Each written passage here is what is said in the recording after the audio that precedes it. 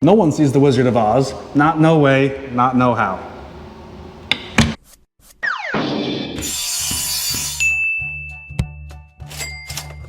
What's up, guys? Back out here in Weatherford, Texas. I finally looked it up, found out where it is, west of Fort Worth. Fort Worth is west of Dallas, so that's where we are. It's a great little suburb, though. We love it. Before we get going, I got to admit, I was actually mistaken about this house. In my video describing like our acquisition process and all that stuff, I was wrong. So when we bought it for $140, and we said that it's probably worth somewhere, like ideally, like max ARV, if it wasn't kind of a funky floor plan, probably worth between $230 and $250. But in my opinion, as it was, or even is, probably worth just a little bit less than the $300 mark. Now, we did end up actually putting almost $100,000 into this place. So we did a lot of work to this house, but ARV, we missed. I totally missed. I was wrong, we goofed up, but that's okay, because we decided to list it at $328, and we actually got an accepted offer at $350. I don't know, does that mean I'm bad at my job or good at my job? I really don't know what that means. But let's walk through and you guys can tell me what you think. So again, $100,000 of reno, that's not a light reno even for us. This front door though, this front door probably sold this place, right? This is cool. Well, hold on, watch this. It's like a Wizard of Oz thing, right? Watch this. No one sees the Wizard of Oz. Not no way, not no how. Oh, Dorothy, with the slippers? Come on in. Here's Johnny. Come on in, you guys. So we blew it out. I mean, kind of. It still sucks that you walk right into this wall, and there's some things like that that weren't really feasible for us to fix because this is supporting a bunch of upstairs, so we couldn't fix that. But let's talk about the work that we could fix, because there's a lot of things that we could fix and did fix.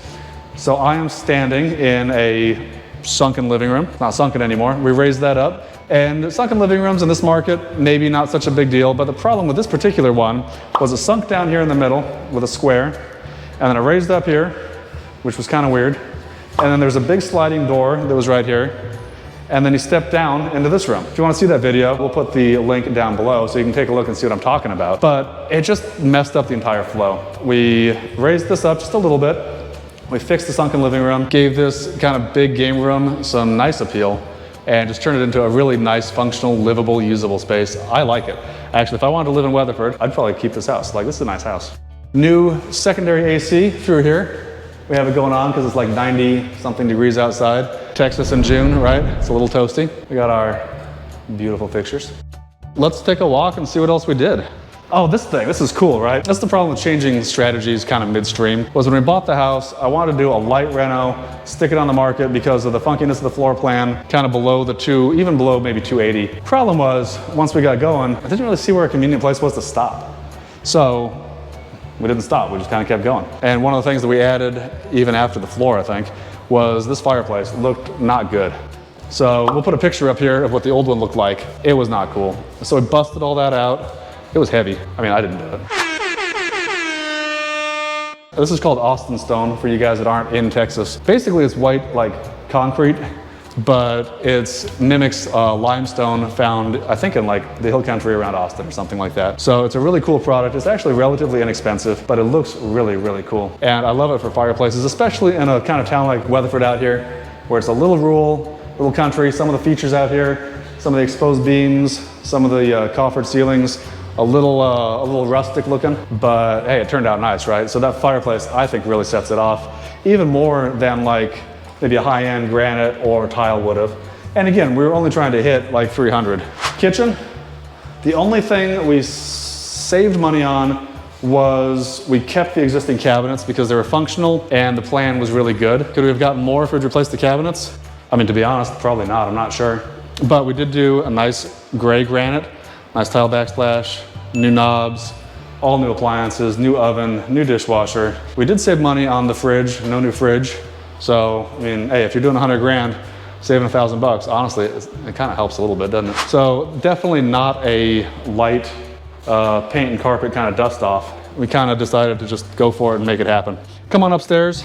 I think I've said this in one of the previous videos. One downside in Texas is masters upstairs are not generally, in a cooler market than this, received well in the full like full ARV kind of price range. This one has this big master upstairs. It's a great space, vaulted ceilings, beautiful ceiling fan, nice, new doors. It's getting cool. We just turned the AC on, so it's a little toasty in here, but a good space. The only bummer is it is upstairs. Nice bathroom space. Master shower through here, looking good. It just turned out nice. It turned out really, really nice.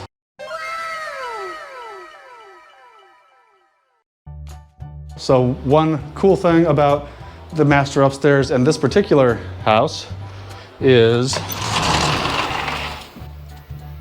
well, maybe we'll put a filter on it. The pool's right on the edge of turning a little green. So we just had it done about a week and a half ago, but the pool service guy's a little slow. So we're gonna drop some chlorine in it right now.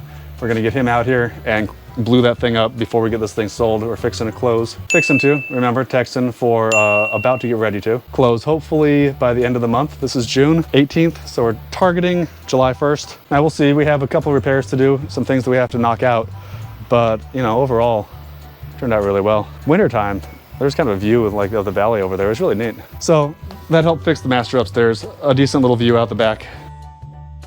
Where do we save money on this house? Because it's always about spending money, but also trying to maximize value and maximizing return.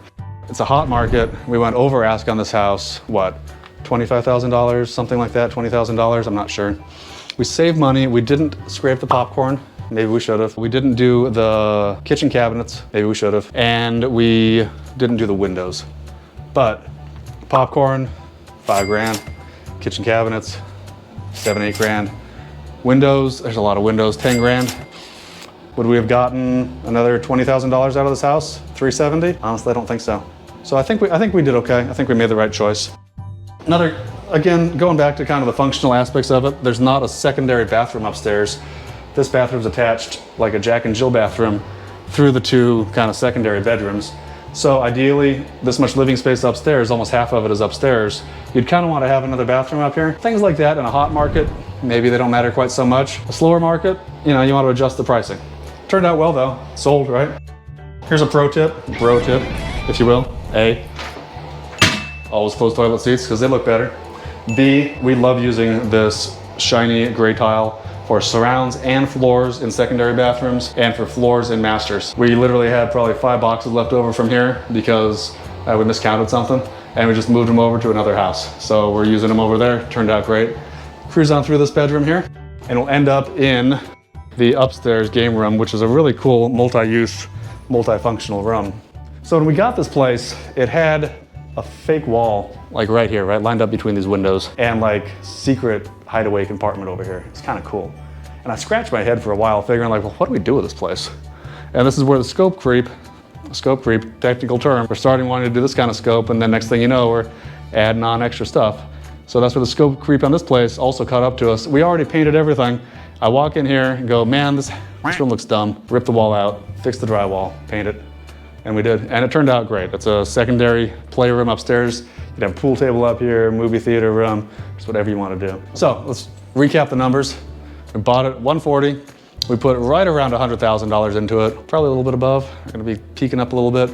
And we're under contract now at $350 with some concessions, so net about $45 with realtor fees. I think we did okay. Turned it in from a quick kind of $50K rehab to a lot more comprehensive $100,000, $105,000.